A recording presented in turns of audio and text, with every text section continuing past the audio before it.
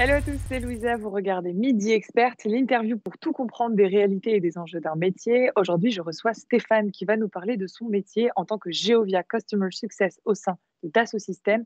Et Geovia fait partie de Dassault Systèmes et fournit la plateforme et les univers 3D expérience pour découvrir, modéliser ou encore exploiter les environnements naturels et urbains.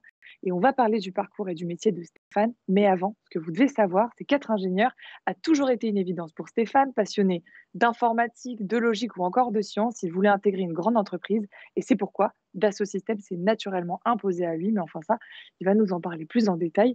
Bonjour Stéphane, comment vas-tu?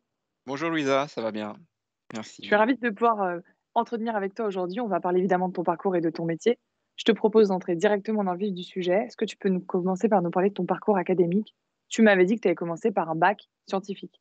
Ouais, ouais, assez classique à l'époque, donc un bac scientifique, voilà, quand on est effectivement bon en maths, c'est généralement la voie toute tracée et puis, bah, ensuite derrière, le bac scientifique, la prépa, l'école d'ingénieur, voilà et ensuite, ben, comme tu l'as dit, je voulais intégrer une grande, entreprise et Dassault Systèmes à ce moment-là, commençait à prendre de l'essor sur le marché français et recrutait des jeunes ingénieurs, directement diplômés, ce qui était assez rare à l'époque Mhm. et donc voilà, j'ai joint les équipes de Dassault Systèmes en 98. Et donc 98, tu as commencé en tant que Katia Team Manager, c'est ça? Non, Katia, hein, pas tout c'est de un logis. suite. Pas Alors tout de suite. je suis arrivé, en fait, j'ai commencé j'ai intégré donc là, effectivement, les équipes de recherche et développement et j'ai intégré les équipes, de développement à l'époque de la version 4 de CATIA. J'étais simple développeur et à l'époque, on devait être, en France, on devait être, à peu près 1 500, à Dassault Systèmes et puis, on travaillait déjà avec des grands clients, et donc, du coup, bah, tout ça prenait de l'essor et petit à petit, bah, je me suis retrouvé effectivement en charge, d'équipe à Dassault Systèmes. Donc il a fallu, rajouter des compétences à mon arc, hein, puisque globalement passer d'une spécialisation plutôt informatique à rajouter des compétences de management, des compétences pour, ré interagir avec les clients, et les compétences linguistiques aussi bien sûr, parce Aussi. que la plupart des clients sont internationaux, donc Et ça, on c'est un aspect échange. intéressant et on va le creuser après. Tu m'as dit que Oui, donc là, ça fait 23 ans que tu es chez Dassault Systèmes, donc 19 en recherche et développement. oui. Aujourd'hui, tu es au sein de la marque Geovia. Tu peux juste nous briefer sur la promesse de Geovia aujourd'hui en nous parlant évidemment du jumeau numérique? Voilà, la promesse de Geovia, en fait, l'ambition, c'est de modéliser virtuellement, la planète, tout simplement. Mmh. Donc, aujourd'hui, on voit dans les préoccupations, quotidiennes que, bah, les ressources, comment elles Mmh. sont extraites, comment on les utilise, l'aspect durable, tout ça, c'est des préoccupations que tout le monde a et donc, bah, la promesse de Geovia, c'est justement, d'aider les industriels à modéliser tous ces processus liés, aux ressources, que ce soit l'extraction, Ouais. ou la durabilité de ces ressources pour, pour construire un monde, plus durable, Mmh. tout simplement. Alors tout à l'heure, je disais, tu es Geovia Customer Success, mais l'entièreté de ton titre, c'est Geovia Industry Process Success Senior Director chez Dassault Systèmes. Ouais. Est-ce que tu peux nous dire en quoi ça consiste? Bah, globalement, je suis en charge d'une organisation qui supporte nos forces de vente. Donc nos forces Mmh. de vente, elles sont dans le monde entier. Donc, on a besoin d'avoir, des personnes qui connaissent très bien nos solutions et qui vont aider, les forces de vente, à exprimer la valeur de nos solutions à nos Ouais. clients. Du coup, on va aussi être beaucoup en contact avec les clients eux-mêmes.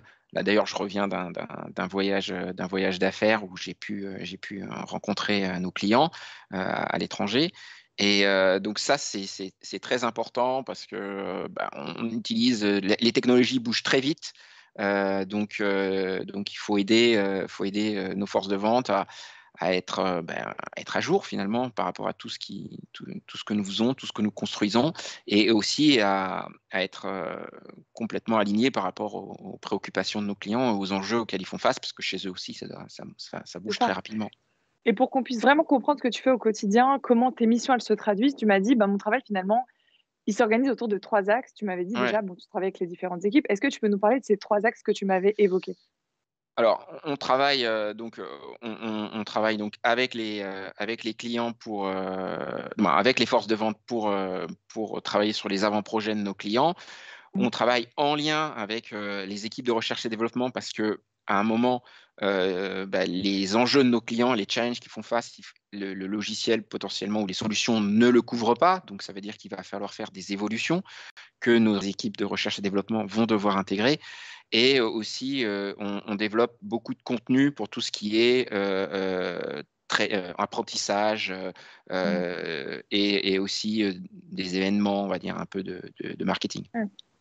Concrètement, ça se passe comment quand tu as un projet? Tu vas voir le client, vous discutez de son projet de construction numérique, après tu travailles avec le client. Donc là, tu disais, tu es en voyage d'affaires, donc j'imagine que Mm. tu échanges, il y a des interviews et ensuite, à Ouais. partir de cela, tu vas inventer les procédés futurs qui est basé sur le logiciel de Dassault Systèmes? Bah, tout à fait. En fait, la procédure, la méthode que Dassault Systèmes applique, c'est qu'on part, parce qu'on est quand même des experts dans la transformation digitale, ce qui est Mmh. souvent pas le cas de nos clients. Nos clients, c'est des experts de l'industrie. Donc on va Ouais.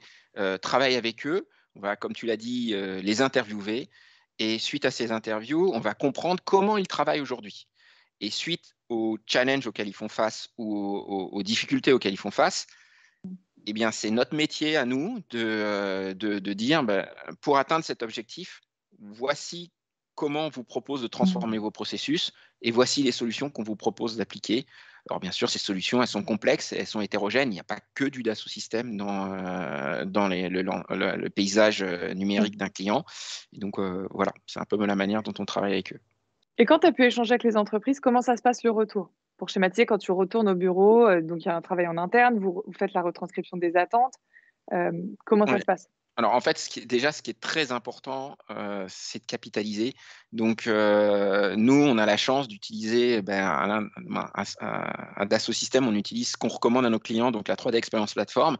Et en Mmh. fait, faut l'imaginer un peu, il y a toute une partie qui est un peu comme un Facebook d'entreprise avec des communautés et donc ça nous permet de retranscrire et de diffuser très facilement et très largement à nos clients, à nos équipes, la restitution de ce qu'on a pu apprendre, de ce qu'on a pu, D'accord. synthétiser et aussi d'échanger autour de ça. C'est-à-dire Mmh. que, du coup, on va pouvoir commenter, on va pouvoir, voir on va avoir des posts sur, d'autres sujets clients qui peuvent avoir des liens et donc on va pouvoir faire le lien entre tout ça et être le plus efficace. Et c'est pour ça aussi que tu me disais quand on préparait cette interview, toutes les industries ne sont pas égales. Tu prenais l'exemple de l'automobile ou de l'aéronautique Mmh. qui, elles, sont en avance et tu me disais: «Faut regarder les recettes qui sont appliquées, pour les appliquer finalement aux nôtres». Tout à fait, tout à fait. En fait, effectivement, le voyage vers le numérique, ça dépend de Mmh. l'industrie clairement et donc dans l'automobile, dans l'aéronautique, effectivement, c'est une recette qu'ils ont commencé il y a potentiellement 20 ans, ils ont Mmh. commencé ce voyage.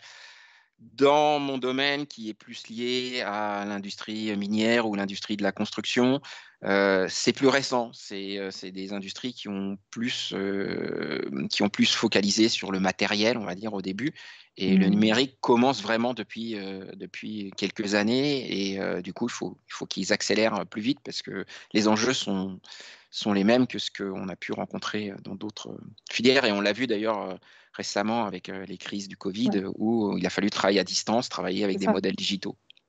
Ça, on va en parler plus en détail, mais je reprends l'exemple de l'industrie de la mine ou encore de la construction sur ce que vous mettez en place. Tu m'avais parlé, pour prendre un exemple concret, d'une maquette numérique ou encore d'insérer et de mettre en place la Wi-Fi de partout au lieu d'utiliser du papier 2D, par exemple. Oui, Ça, c'est partie de vos projets. tout à fait, tout à fait. Aujourd'hui, il y a effectivement encore beaucoup d'endroits où on utilise, on fait Mmh. des dessins et bon, voilà, le but de mettre en place un jumeau numérique 3D, la 3D, c'est un outil de communication universel.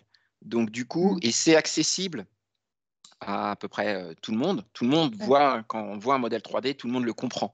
Donc du coup, pour expliquer des enjeux ou pour expliquer, comment et on va pouvoir, adresser tel problème sur le terrain, eh bien, on va pouvoir utiliser ce jumeau numérique et c'est clairement vers ça que nos clients, se dirigent, même si effectivement il y a des difficultés techniques dans l'industrie minière parce que c'est dans des pays assez éloignés, où les infrastructures, généralement réseau, ne sont pas les mêmes. Mmh. Et donc du coup, ça nous permet Ouais. ben, voilà, ça progresse. Et d'ailleurs, nos clients sont en charge souvent de développer les infrastructures dans leur pays en même temps qu'ils travaillent sur leur projet, en fait. Et tu dirais que c'est ce qui est challengeant au quotidien de ton métier? C'est de travailler avec des clients de partout dans le monde, des cultures différentes? Alors, je dirais, c'est ce qui est excitant et intéressant Mmh. parce qu'effectivement, que vous soyez en Afrique, en Australie, en Amérique du Sud, en Russie, il y a des problématiques qui sont communes, il y a des problématiques qui sont différentes, les cultures sont différentes, les manières d'adresser Mmh. les problèmes et même la communication est différente. Donc, du coup, il faut s'adapter en permanence pour trouver la manière optimale de travailler avec ces personnes. Et c'est pour ça d'ailleurs qu'on a des équipes en local qui, eux, Ouais. connaissent la culture, connaissent les clients et on s'appuie beaucoup avec eux. On travaille beaucoup avec eux pour aller plus vite. C'est ce que vous faites pour vous adapter aux différentes cultures, c'est avec les personnes sur site, les forces de vente Oui, locales, en fait? Ouais. tout à fait. En fait, dans notre modèle, on a donc moi, mon équipe, elle est internationale, mais on travaille en lien à chaque fois avec des équipes qui sont locales parce que c'est elles qui sont au quotidien auprès de nos clients et qui les Ouais. comprennent le mieux. Tu peux nous donner des exemples pour nous dire ce qui est différent d'un pays à un autre, par exemple, dans les méthodologies de travail ou les approches? Eh bien, par exemple, on peut avoir, En Afrique, tu m'as dit, c'est un travail qui est très collaboratif, oui, très alors collégial, effectivement, en Afrique, souvent, les prises de décision on n'est pas dans un modèle hiérarchique, mmh, organisationnel assez classique qu'on voit plus en Europe et ils vont avoir tendance à effectivement être plus nombreux et à faire le tour en fait des différents acteurs, à impliquer les différents acteurs pour prendre leurs décisions ensemble. Là où, par exemple, dans des pays plus comme l'Europe ou même plus comme la Russie, il va y avoir une prise de décision qui va être souvent plus par les responsables d'organisation et c'est plus directif. voilà, les équipes sont plus dans un modèle d'exécution, en fait. Donc en réalité, si je résume, ton métier, ça consiste quand même à prendre du temps, à comprendre les façons de travailler des clients. Hem, Ce que j'aimerais savoir, c'est quel est l'aspect peut-être qui ressort le plus, le stéréotype qui ressort le plus sur les métiers de force de vente? Alors, force de vente, on imagine souvent quelqu'un comme quelqu'un qui essaye de vendre son produit à tout prix c'est pas du tout en fait ce qu'on fait. En particulier, moi dans mon domaine, ça reste une branche très technique, donc il Mmh, faut vraiment le background d'ingénieur ouais, est nécessaire parce il faut vraiment comprendre à la fois les processus des clients dont on n'est pas expert, et aussi nos solutions. Et donc, du coup, oui, là où quand on dit, «Je suis vendeur», généralement, on a l'impression que, bah, voilà, je peux vendre du savon ou je peux vendre demain, voilà, n'importe quoi, ouais. un peu n'importe Ouais. quoi, alors que c'est pas du tout le cas. C'est vraiment c'est très pointu, comme métier, y compris sur le plan Mmh. technique. Alors, bon, tu le disais, c'est ce temps à comprendre les enjeux des clients aussi qui rend, ton métier atypique, mais qu'est-ce qui le rend encore plus unique? Est-ce que tu as des pistes là-dessus? Alors, mon métier unique, en fait, je pense que je ne sais pas si c'est mon métier qui est unique, je dirais que c'est plus, Le domaine? Ouais. l'entreprise qui est unique parce qu'on a cette couverture donc de 11 industries Mmh. et on a cet aspect, innovateur de la création du jumeau numérique et c'est ce qui fait qu'à la fin, on reste un acteur, on va dire, assez incontournable, Ouais, dans ce domaine-là et du coup, bah, voilà, ça rend notre métier unique parce qu'on participe à c'est cet ça. ensemble à Et cet tu m'avais ensemble. donné un exemple très concret en me disant, bah, l'industrie minière, et la construction de la marque Geovia, on se focalise sur les ressources humaines et on modélise, par exemple, les sols ou les ressources qui s'y trouvent. Et en ça, tu m'as dit, bah, c'est quand même, unique. Ah oui, alors c'est vrai que, dans tout ce qui est, modélisation de la planète, Mmh. aujourd'hui, tout le monde a accès, on a l'habitude d'avoir accès à des technologies comme celles de Google Maps ou des choses comme ça, Ouais, ou avec des photos de la planète et cetera. Mais, néanmoins, aujourd'hui, modéliser en 3D, une ville, ou une zone géographique, il y a peu d'acteurs sur le marché qui font ça, ouais, surtout sur on va dire une couverture aussi large que celle que l'on fait. Parce qu'on intègre à la fois effectivement les éléments de sous-sol, Donc, il y a à la fois des données géologiques, des données hydrologiques, mais aussi des éléments d'infrastructure, une ligne de train, des bâtiments. Et par-dessus ça, il va y avoir, alors, même si ce n'est pas que Geovia, quand je décris tout ça, c'est la mission de Dassault Systèmes. On va pouvoir y rajouter des simulations, c'est-à-dire est-ce que la rivière va déborder, qu'est-ce que ça va toucher comme bâtiment, des choses comme ça, quoi. Donc Et là, tout ça, c'est une vue, c'est une vue assez unique, et c'est une vue en plus unique de ce qu'on connaît tous, c'est-à-dire notre planète. Et là, on parle d'industrie minière, de construction, mais où est-ce que c'est possible d'exercer ton métier? Dans quel type d'entreprise ou de secteur est-ce qu'on peut l'exercer? Alors, on va dire, Chez euh, d'autres éditeurs, par exemple?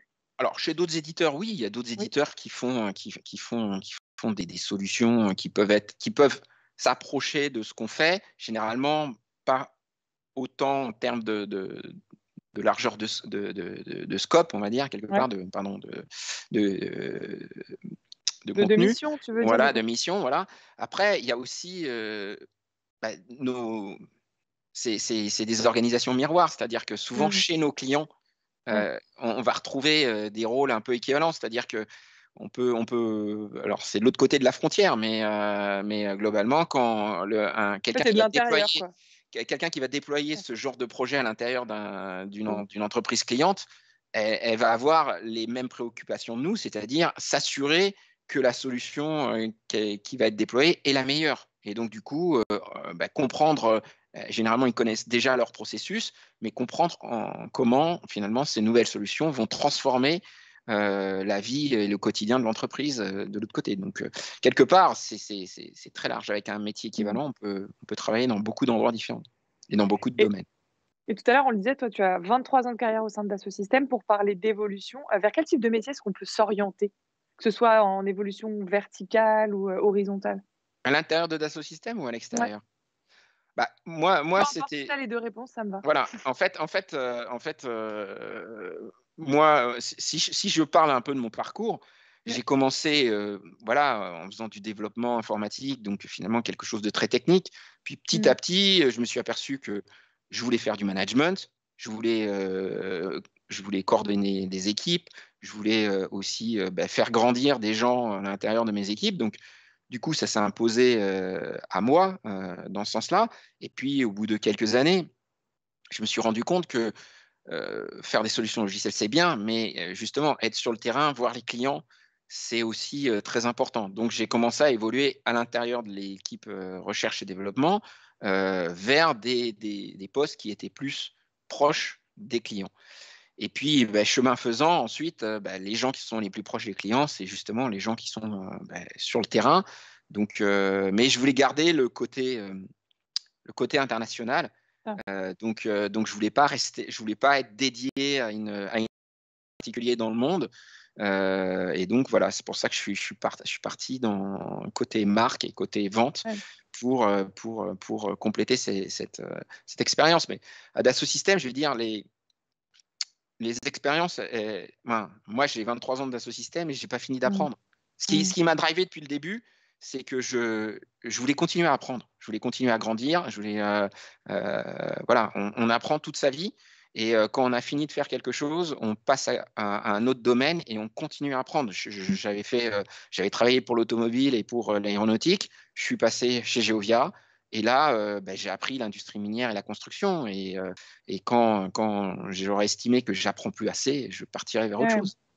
Là, tu parles de formation continue, donc il y a forcément des compétences humaines, ce qu'on appelle les soft skills à mettre en avant. Selon toi, quelles sont les compétences importantes? Tu m'avais dit notamment travailler en équipe Oui, étendue et transverse, oui, c'est bah capital.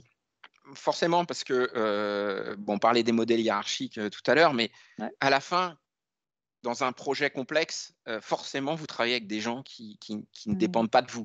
Donc des gens Ouais. qui ne vont pas faire forcément les choses que vous dites que vous allez faire, que vous demandez de faire, juste parce que vous êtes leur chef ou quelque chose comme ça.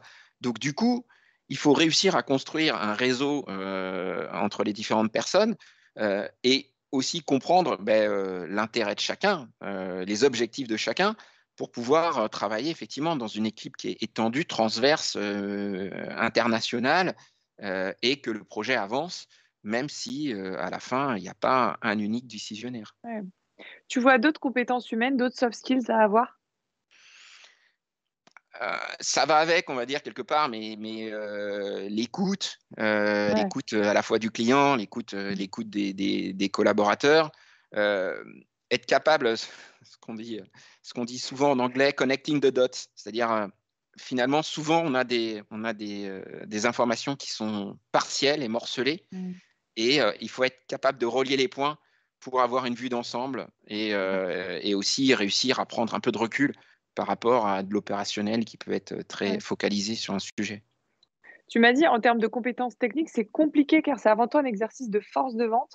Hem, Quand même, il faut avoir des connaissances en géologie, des connaissances géologiques, c'est important? Alors,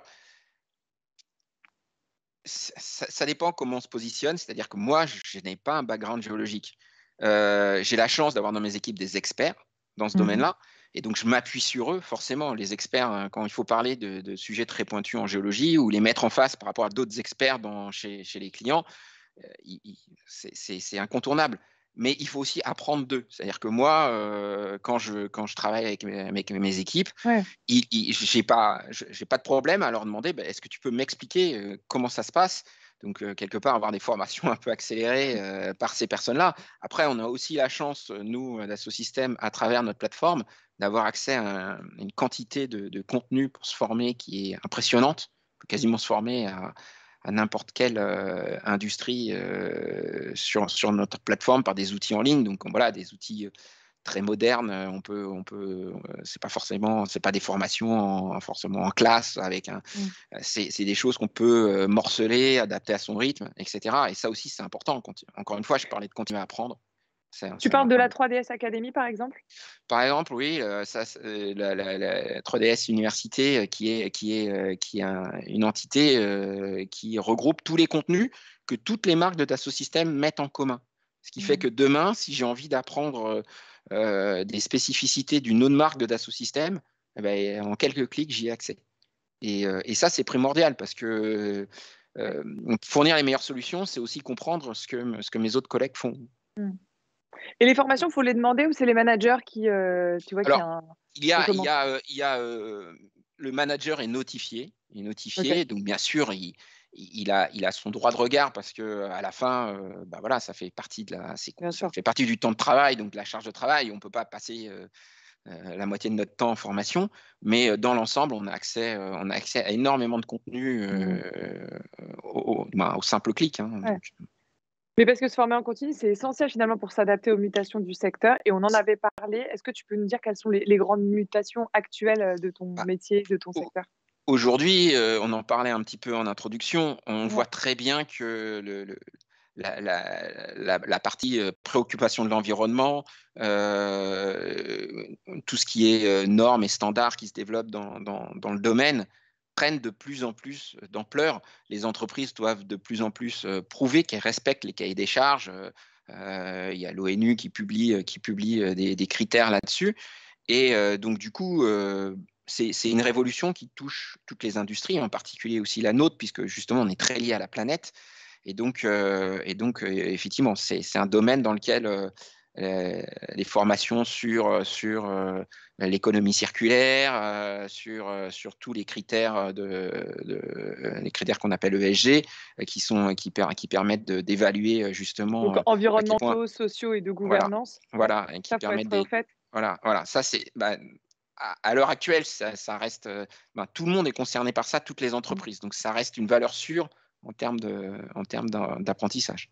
Sur les challenges aussi, ce sur quoi faut se former, tu m'avais parlé des utilisations des données numériques en Oui. disant, on a accès à tellement d'informations, Tout à fait. Aujourd'hui, on est noyé sous les informations. On a Mmh. tous un smartphone, on a tous, les gens ont Ouais, de plus en plus des drones, et les entreprises, c'est exactement pareil. Il y a de plus en plus de capteurs partout dans tout ce qu'on manipule et donc toute cette information, le problème de cette information à la fin, c'est que, trop d'informations tue l'information.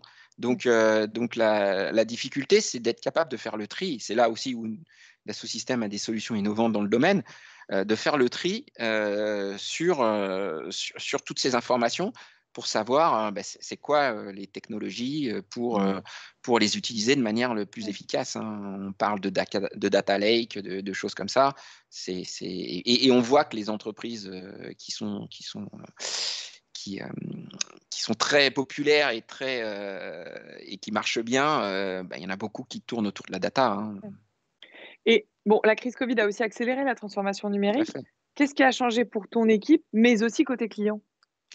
Alors, pour mon équipe, on va dire quelque part, nous, on était déjà prêts puisque c'est notre métier. Mmh. Donc, on avait les infrastructures, les gens ont l'habitude de manipuler le numérique. Donc, ce qui a été le changement le plus important, c'est que pendant 2 ans, on n'a pas pu voyager. Donc, généralement, il y a une mixité entre du physique et du numérique. Donc, on a basculé beaucoup plus sur le numérique. Chez les clients, par contre, et en particulier dans les industries qui étaient un petit peu en retard, là, ça a été un changement Ouais. radical parce que du jour au lendemain, leurs bureaux sont retrouvés fermés, ils ont dû travailler de chez eux, et là, ils se sont aperçus que potentiellement, ils n'avaient pas ce qu'il fallait. Donc c'est là où on a eu pas mal, on va dire, d'appels au secours pour qu'on vienne les aider à se transformer rapidement pour que leur business puisse Mais c'est continuer ça. à tourner et malgré la crise qui frappait tout le monde. Et ce que tu me dis, c'est que dans cette problématique de transformation numérique, les gens ont peur finalement de sortir de leur zone de confort. Au sein de l'industrie minière, quelles sont encore les problématiques? C'est une industrie conservatrice encore? Ah bien sûr, l'industrie minière est une industrie conservatrice. Même la construction, on parlait de géologie, j'étais avec Mmh. un client la dernière fois et je leur dis: «Mais vous utilisez quelle solution aujourd'hui?» Et en plaisantant, le client m'a répondu: «Tu veux connaître la marque de nos crayons de papier?» Parce qu'ils étaient encore au dessin. Ils Ouais. étaient encore au dessin. Donc, ça montre alors encore une fois, c'est pas le cas de tout le monde.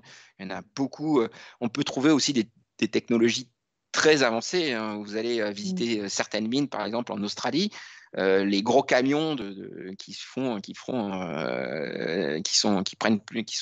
plusieurs tonnes, ils Mmh. sont pilotés, entièrement par GPS, par des centres de contrôle qui se trouvent à des centaines de kilomètres. Ouais. Donc on peut trouver aussi en fait, dans l'industrie minière, on peut trouver ce grand écart, des équipements très technologiques et à côté de ça, des méthodes de travail, des fois un peu complètement archaïques. Ouais. Donc et c'est ce qui en fait aussi le charme. Mais ça te semble important pour toi d'utiliser des logiciels modernes pour aussi, attirer les jeunes?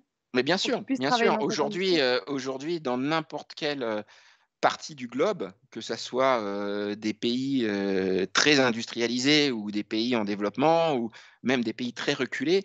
Aujourd'hui, les jeunes, ils ont l'habitude, voilà, maintenant, ils ont un téléphone, ils ont l'habitude, d'aller sur internet, d'utiliser, Google, Facebook, et donc ils ont un standard, on va dire, d'utilisation des solutions informatiques, voilà, Ouais. qui sont modernes et donc du coup, il est crucial pour les entreprises d'avoir des solutions modernes parce que non, sinon les jeunes, les workforce of the future, comme on Ouais. dit en anglais, ils iront voir ailleurs. Puis en plus, il ne faut pas oublier que maintenant, justement, on a bien vu qu'avec cette crise Covid, on peut être aussi amené à travailler n'importe où dans le monde pour C'est n'importe ça. qui. Il y a Mmh. de plus en plus de remote office. Donc, du coup, les entreprises sont aussi en concurrence avec n'importe quelle entreprise du monde. Et Mmh. donc, du coup, c'est d'autant plus important d'être attrayant et de montrer aux jeunes que voilà, qu'on ne travaille pas comme il y a 20 ans Mmh. et qu'on écoute aussi leurs besoins. Ouais, et pour montrer aussi aux jeunes ce qui les attend, tout à l'heure, tu parlais parmi des défis à relever, de l'aspect, développement durable. Mm. Aujourd'hui, un des enjeux, c'est d'aider vraiment les clients à être compétitifs sur ce sujet-là? Oui, oui, parce qu'aujourd'hui, encore une fois, on donne des critères, mais c'est très difficile à quantifier. C'est très difficile à quantifier parce que mesurer tout ce qu'on fait, c'est compliqué. Avoir la Mmh. traçabilité des informations, c'est compliqué. Quand vous achetez donc maintenant n'importe quel objet, on sait un peu, on sait de quoi il a été fabriqué, mais dans quelle usine a été fabriqué, en utilisant quels moyens, est-ce que ces moyens sont polluants pour la planète, d'où est-ce qu'on a fait venir les ressources, est-ce qu'on les a fait venir de l'autre bout de la Terre, comment on les a extraites du sol, tout ça, à la fin, si on veut vraiment être durable, eh bien, il va falloir qu'on numérise toute cette chaîne pour qu'on ait une parfaite traçabilité et qu'on sache exactement entre 2 produits, lequel finalement est le meilleur. Ouais. D'où Pas le fait de seulement s'intéresser technologiquement. Ouais. aux recommandations environnementales par l'ONU ou encore les critères ESG. Stéphane, ça va être mon avant-dernière question. Quels seraient tes conseils pour un jeune qui voudrait se lancer dans ton domaine, dans ton secteur, Bah, selon toi? déjà, je pense qu'il faut être quelque part, faut être passionné. C'est-à-dire que Mmh. c'est important c'est souvent des métiers qui demandent beaucoup de temps. C'est-à-dire, et donc, puisque ça vous prend beaucoup de temps, il faut que ça vous plaise. Il faut que le sujet Ouais. vous attire. Moi, je suis passionné par ce que je fais. Je suis passionné par ce que mes clients me racontent. Et donc, forcément, on va dire, les coûts d'apprentissage ou des fois quand on s'en va loin, voilà, les coûts de trajet, de fatigue et cetera, on les oublie parce que ce qu'on fait, ça Mmh. nous importe. Donc le background, bien sûr, est important, hein, et celui-là, il a pas dû changer beaucoup, c'est-à-dire qu'à la fin, les formations françaises restent toujours des formations qui sont très compétitives. Une fois qu'on a cette formation, et surtout que c'est ça qu'on veut faire dans la vie, eh ben, postuler et taper à la porte voilà, des grandes entreprises qui sont leaders dans le domaine. Et aujourd'hui, de plus en plus, de toute façon, voilà, il y a des renouvellements aussi des générations Mmh. d'ingénieurs qui se font. Voilà, la porte, on va dire, elle est ouverte. Vous recrutez en ce moment, ça veut dire? Ouais, ouais, ouais, on recrute beaucoup. On a différents moyens de recrutement. Il y a soit les gens qui sont juste, voilà, diplômés, et puis il y a toute la filière aussi d'apprentissage, hein. On prend beaucoup de personnes qui font leur formation en même temps que leur formation universitaire ou de grandes écoles, et en Ouais. même temps leur formation professionnelle au sein de l'entreprise. Et oui, beaucoup de jeunes en fait nous intègrent chaque année, à la fois chez Geovia, dans mes équipes et partout à Dassault Systèmes. Merci beaucoup Stéphane, de De nous rien. avoir partagé, ta passion, ton métier, tes missions, mais aussi ce que tu fais avec ton équipe. Chez vous, n'hésitez pas à aller retrouver tous nos contenus sur YouTube, Instagram, TikTok ou encore, sur LinkedIn. Merci encore Stéphane. De rien, Louisa. À bientôt et chez vous, À comme bientôt. d'habitude, on se donne rendez-vous très vite pour un nouvel épisode de Midi Expert.